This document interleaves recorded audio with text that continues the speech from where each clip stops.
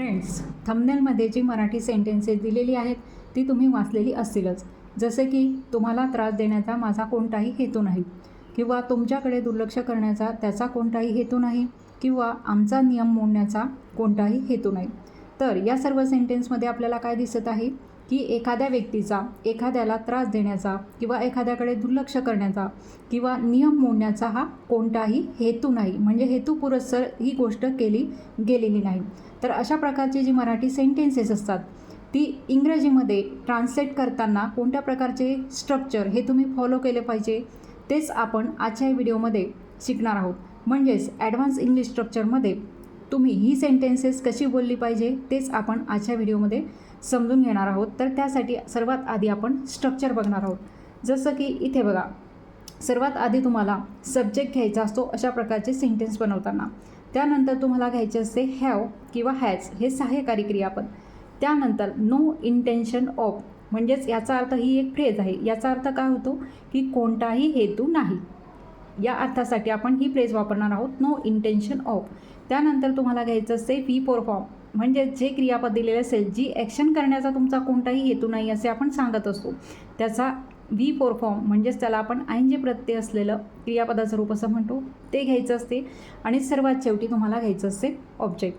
आता मी ही जी सेंटेन्सेस इथे खाली घेतलेली आहेत ती सर्व वर्तमान काळातली आहे, प्रेझेंट टेन्समधली आहे.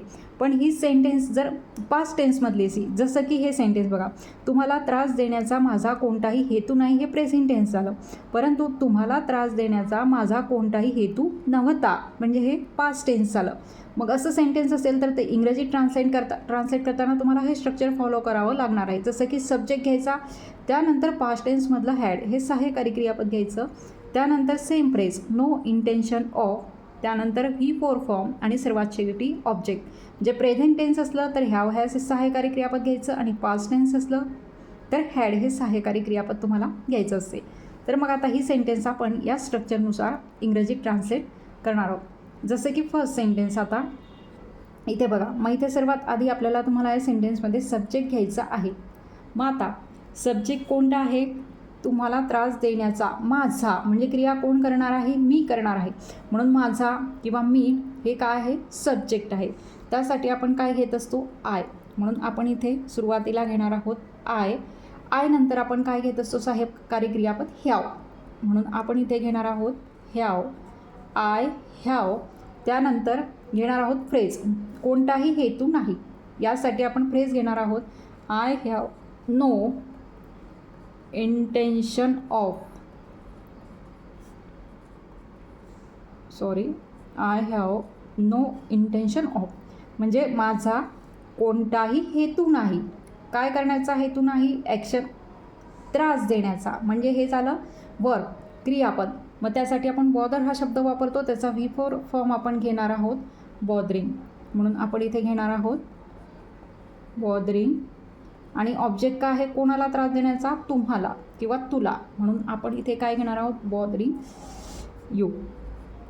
बघा अशा प्रकारे हे सेंटेन्सेस तयार झालेलं आहे. I have no intention of bothering you, माझा तुम्हाला त्रास देण्याचा, म्हणजे बॉदरिंग त्रास देण्याचा कोणताही हेतू नाही. नो इंटेन्शन ऑफ म्हणजेच कोणताही हेतू नाही, या अर्थाने ही फ्रेज इथे वापरलेली आहे. आता नेक्स्ट सेंटेन्स बघा, तुमच्याकडे दुर्लक्ष करण्याचा त्याचा कोणताही हेतू नाही. आता तुमच्याकडे दुर्लक्ष करण्याचा त्याचा, मग सब्जेक्ट कोणता आहे, त्याचा किंवा तो, म्हणून त्यासाठी आपण काय वापरतो, ही हे सब्जेक्ट म्हणून आपण वापरत असतो इंग्रजीमध्ये. मग ही नंतर आपण वापरत असतो हॅज, म्हणून आपण काय घेणार आहोत इथे, ही हॅज, पुढे no intention of, he has no intention of, त्याचा कोणताही हेतू नाही. काय करण्याचा, दुर्लक्ष करण्याचा. मग दुर्लक्ष करणे त्यासाठी इंग्रजीत इग्नोर हा शब्द वापरला जातो, त्याचं आपण व्ही फॉर फॉर्म घेणार आहोत इथे ignoring. He has no intention of, त्याचा दुर्लक्ष करण्याचा हेतू नाही. कोणाकडे, ऑब्जेक्ट काय आहे, तुमच्याकडे किंवा तुझ्याकडे, म्हणून आपण इथे काय घेणार आहोत, he has no intention of ignoring you.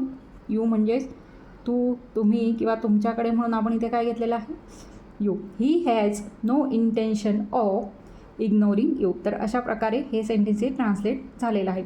आता मी तुम्हाला सांगते की हेच सेंटेन्स, हे वरचं सेंटेन्स जर तुम्हाला भूतकाळामध्ये करायचं असेल तर ते कसं झालं असतं. आता तुम्हाला त्रास देण्याचा माझा कोणताही हेतू नव्हता. मग हे कसं आलं असतं, आय हॅड, ह्याऐवजी इथे हॅड केलं असतं. आता इथे सब्जेक्ट कोणताही असला तरी हॅडच येणार आहे, हे लक्षात ठेवायचं. I had no intention of bothering you, किंवा he had no intention of ignoring you. फक्त भूतकाळ असला तर इथे काय वापरायचं आहे तुम्हाला, हॅड हे सहाय्यकारी क्रियापद तुम्हाला इथे वापरायचं आहे. आता पुढे बघा नेक्स्ट सेंटेन्स, आमचा नियम मोडण्याचा कोणताही हेतू नाही. आता बघा इथे सुद्धा मग आता आपल्याला काय करायचं आहे, सर्वात आधी तुम्हाला काय घ्यायचं आहे, सब्जेक्ट. मग आमचा म्हणजेच आपण आम्ही, आमचा म्हणून आपण इथे काय वापरणार आहोत, वी. म्हणून आपण सब्जेक्ट इथे काय घेणार आहोत, वी. मग आता वी नंतर आपण काय घेत असतो, सहाय्यकारी क्रियापद अर्थातच हॅव घेत असतो. म्हणून आपण इथे काय घेणार आहोत, we have no intention of, म्हणजेच काय, कोणताही हेतू नाही.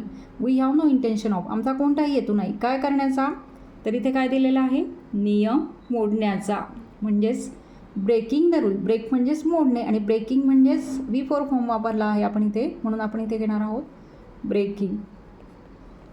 We have no intention of breaking, काय मोडण्याचा, तर रूल मोडण्याचा, रूल्स म्हणजेच नियम मोडण्याचा. म्हणून आपण इथे घेतलेला आहे रूल्स. बघा, we have no intention of breaking the rules, आमचा नियम मोडण्याचा कोणताही हेतू नाही, अशा प्रकारे. आता नेक्स्ट बघा, आपण जसं सेंटेन्सेस बोलत असतो की कोणताही हेतू नाही, तर अशा प्रकारचे प्रश्नसुद्धा विचारले जातात. जसं की मी इथे एक प्रश्न घेतलेला आहे, त्याचे मन दुखावण्याचा तुमचा खरंच हेतू नव्हता का. बघा, नव्हता का म्हणजेच इथे हे पास्ट टेन्समधला प्रश्न आहे, लक्षात घ्यायचं. मग अशा प्रकारचा प्रश्नसुद्धा आपण बऱ्याच वेळेला विचारत असतो. मग हे असा प्रश्न इंग्रजीत कसा ट्रान्सलेट करायचा, त्यासाठी हे स्ट्रक्चर फॉलो करायचं आहे तुम्ही. जसं की इथे भूतकाळ आहे, पास्ट टेन्स आहे, म्हणून पास्ट टेन्समधलं आता हे येस नो टाईपचा क्वेश्चन आहे, म्हणून याची सुरुवात कशाने होणार आहे, डीड ह्या हेल्पिंग व्हर्बने. म्हणून सुरुवातीला आपण घेणार आहोत डीड. त्यानंतर तुम्हाला घ्यायचं आहे सब्जेक्ट. त्यानंतर रिअली नॉट, रिअली हे खरंच या अर्थासाठी आपण इथे काय घेतलेलं आहे, रिअली. नॉट इंटेंट टू म्हणजेच खरंच हेतू नव्हता का, नव्हता का म्हणून नॉट इंटेंट टू असं आपण इथे घेतलेलं आहे. त्यानंतर आता डीड असल्यामुळे इथे V1 फॉर्म तुम्हाला घ्यावा लागणार आहे आणि सर्वात शेवटी ऑब्जेक्ट आणि शेवटी क्वेश्चन मार्क. मग आता या स्ट्रक्चरनुसार आता आपण हा प्रश्न इथे इंग्रजीत ट्रान्सलेट करणार आहोत. सर्वात आधी तर तुम्हाला काय घ्यायचं आहे, डीड. त्यानंतर सब्जेक्ट इथे काय आहे, तुमचा किंवा तुझा, म्हणून आपण इथे काय घेणार आहोत इंग्रजीत, यू. Did you. त्यानंतर आपल्याला रिअली नॉट इंटेंट टू असं घ्यायचं आहे, म्हणून आपण इथे घेणार आहोत रिअली नॉट इंटेंट टू. बघा, did you, really not intent to. त्यानंतर आपल्याला काय घ्यायचं आहे, क्रियापदाचं पहिले रूप म्हणजेच मन दुखावण्याचा, मन दुखावणे. त्यासाठी आपण इथे घेणार आहोत हर्ट म्हणजे दुखावणे, आणि इथे ऑब्जेक्ट पण दिलेला आहे त्याचे, म्हणून आपण इथे घेणार आहोत to hurt his feelings. His feelings म्हणजे काय, त्याचे मन, आणि हर्ट हे क्रियापद आहे, व्हर्ब आहे, म्हणून ते V1 फॉर्ममध्ये आपण घेतलेलं आहे. फिलिंग्स इथे घ्यायचं आहे, फिलिंग्स, आणि शेवटी द्यायचं आहे मग तुम्हाला क्वेश्चन मार्क. बघा, did you really not intent to hurt his feeling, त्याचे मन दुखावण्याचा तुमचा खरंच हेतू नव्हता का, किंवा तुम्ही असं सुद्धा तुमचा नियम मोडण्याचा खरंच हेतू नव्हता का, असे सुद्धा वेगवेगळ्या प्रकारचे क्वेश्चन इथे तयार करू शकता. आणि ते इंग्रजीत ट्रान्सलेट करताना तुम्हाला हे स्ट्रक्चर इथे फॉलो करावं लागणार आहे, हे लक्षात ठेवायचं. त्याचप्रमाणे तुम्हाला थंबनेलमध्ये आणखी 3 सेंटेन्सेस दिसले असतील, जसं की तुम्ही यावर विश्वास ठेवा किंवा नका ठेवू, पण हेच सत्य आहे. तू आलास किंवा नाही आलास तरी आम्ही सुरुवात करू. तिचा विश्वास असो वा नसो, तो तिचा विश्वासघात करत आहे. म्हणजेच याचा अर्थ काय, विश्वास ठेवा किंवा नका ठेवू म्हणजेच काय, तुम्ही हे माना किंवा नको माना, असं सुद्धा आपण बऱ्याच वेळा म्हणतो. याचाच अर्थ की तुम्ही विश्वास ठेवा किंवा नका ठेवू, पण हेच सत्य आहे. अशा प्रकारचे सेंटेन्ससुद्धा आपण बोलत असतो. मग आता हे सेंटेन्स इंग्रजीमध्ये ट्रान्सलेट करताना कोणतं स्ट्रक्चर वापरलं जात आहे ते सुरुवातीला आपण बघणार आहोत. तर त्यासाठी तुम्हाला हे स्ट्रक्चर फॉलो करावं लागणार आहे. जसं की वेदर, प्लस त्यानंतर तुम्हाला घ्यायचं आहे सब्जेक्ट, त्यानंतर घ्यायचा आहे V1 फॉर्म किंवा V5 फॉर्म. म्हणजेच याचा अर्थ काय की जर तृतीय पुरुषी एकवचनी कर्ता असेल तर तुम्हाला V5 फॉर्म हा घ्यायचा असतो आणि इतर कर्त्यांसोबत तुम्हाला V1 फॉर्म प्रेझेंट टेन्समध्ये घ्यायचा असतो.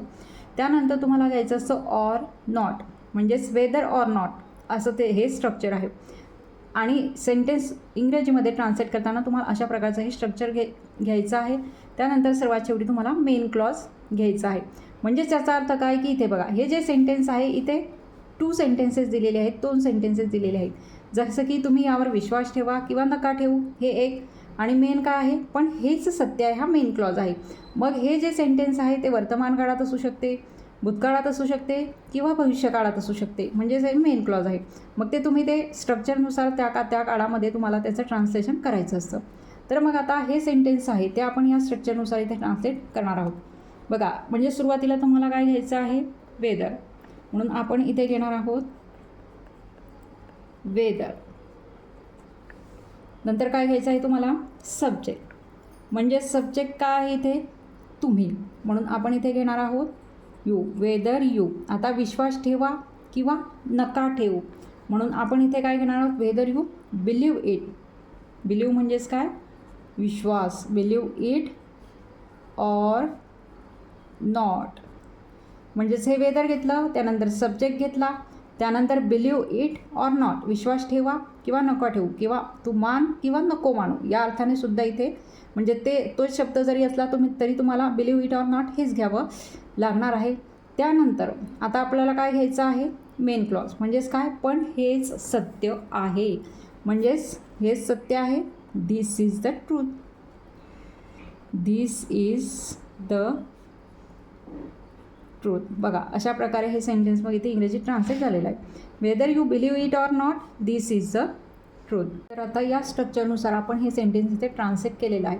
तर आता इथे एक गोष्ट लक्षात ठेवायची की आता इथे कर्ता जो आहे तो यू आहे, म्हणून आपण इथे बिलीव म्हणजेच V1 फॉर्म घेतलेला आहे. बघा आता इथे काय आहे तू आलास किंवा नाही आलास तरी आम्ही सुरुवात करू. आता यासाठी सुद्धा तुम्हाला हे स्ट्रक्चर फॉलो करावं लागणार आहे. तू आलास किंवा नाही आलास म्हणजे वेदर यू कम. आता बघा याची सुरुवात कशाने होणार आहे, इथे सुद्धा आपण काय घेणार आहोत वेदर. आता तू यासाठी सुद्धा आपण यूज वापरणार आहोत, म्हणून इथे नेक्स्ट सेंटेन्स बघा तू आलास किंवा नाही आलास तरी आम्ही सुरुवात करू, म्हणजे इथे सुद्धा आपण काय घेणार आहोत वेदर आणि सब्जेक्ट कोणता आहे तू. पण इथे असं आहे का की विश्वास इथे नाही, इथे आलास किंवा नाही आलास, मग येणे यासाठी आपण कम हा शब्द वापरतो, म्हणून आपण इथे काय घेणार आहोत whether you come or not.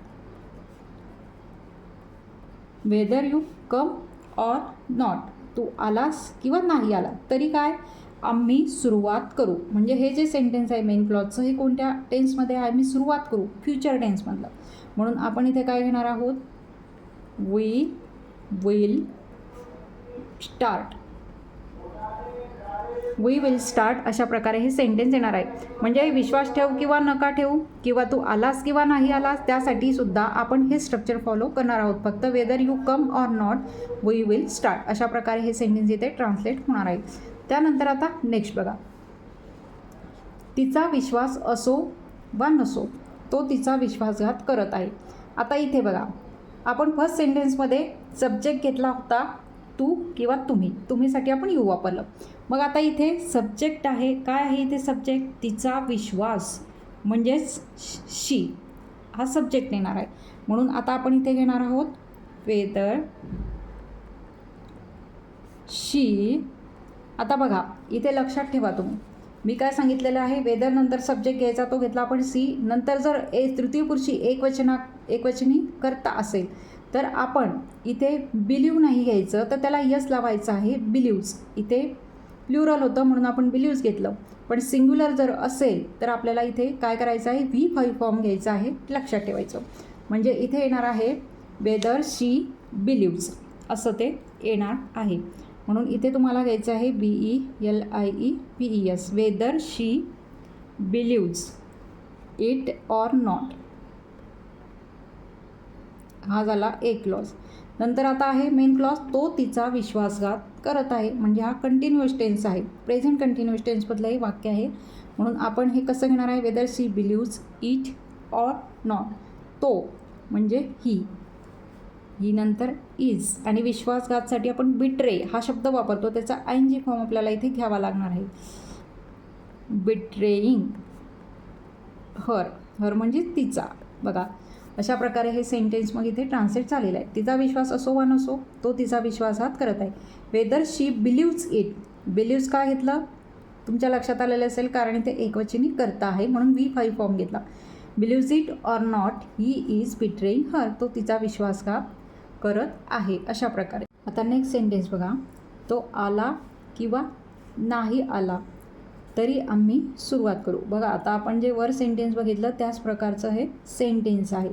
तो आला किंवा नाही आला, आपण वेगळं थोडंसं तू आला किंवा नाही आला अशा प्रकारचं ते सेंटेन्स होतं. इथे फक्त सब्जेक्ट बदलला आहे. तो आला किंवा नाही आला तरी आम्ही सुरुवात करू, अशा प्रकारचं हे सेंटेन्स आहे. तर हे सेंटेन्स तुम्ही दिलेल्या स्ट्रक्चरनुसार इंग्रजीत ट्रान्सलेट करून त्याचे ट्रान्सलेशन तुम्ही कमेंट बॉक्समध्ये लिहायचं आहे. तिथे मी तुमचे ते ट्रान्सलेशन चेक करणार आहे. तर अशा प्रकारे आजच्या व्हिडिओमध्ये आपण कोणताही हेतू नाही अशा प्रकारची जी मराठीमध्ये सेंटेन्स बोलली जातात ती ॲडव्हान्स इंग्लिश स्ट्रक्चरनुसार आपण इंग्रजीत कशी बोलली पाहिजे ते शिकलो.